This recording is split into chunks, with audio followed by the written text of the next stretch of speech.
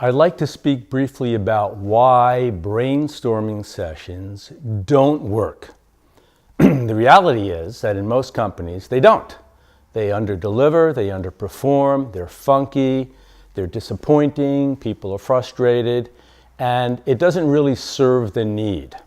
So why? Well, there are many reasons why. Many reasons why a marriage doesn't work, many reasons why a government doesn't work, many reasons why a brainstorming session doesn't work. So I'm going to go over a few of them, not all of them, just some food for thought for you, some highlights for you to consider addressing in some new and different ways. One of the basic reasons why brainstorming sessions don't work is because the actual topic or what's called the problem statement is either flawed, poorly defined, or the wrong question altogether. So what you get is a garbage in, garbage out kind of scenario.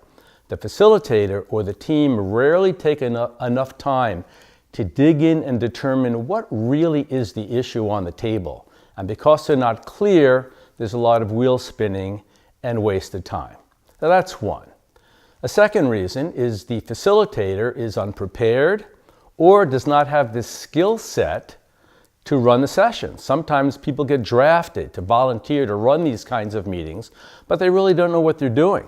They may be good people, they may be smart, they may be intelligent, but they don't understand about group process, and they don't understand what does it take to elicit genius from a diverse group of people. So that's the second reason.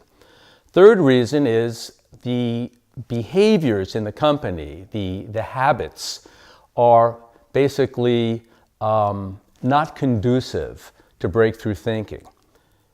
What does that mean? People come late, they leave early, they're distracted, they haven't done the pre-work, they're not primed, or they're the wrong people altogether. They're the same old, usual suspects. So that's another reason why brainstorming sessions don't work.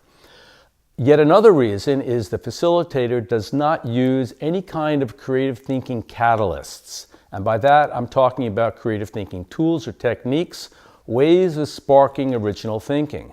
They walk into the meeting, they stand up or they sit down and they say something like, "Who's got any ideas?" That's not very brilliant, and that is unlikely to elicit very much than the same old kind of ideas that have been generated and trotted out again and again and again. So the techniques or the methods that the facilitators use need to be well done and need to be powerful. So without knowing what those are, that's one of the reasons why brainstorming sessions leave much to be desired. A few more reasons. The space itself in which the sessions take place is poorly conceived. It's either too small or too big. People are sitting around a large conference table. There's no chance for people to break out into small groups. The actual room feels sterile and unconducive to brilliant thinking. And people feel like they're in an IRS audit rather than an opportunity to think out of the box. So clarifying the space is yet another reason. And I'm going to give you one more before I close this particular video. And that is that there's very little thinking that's gone into follow-up.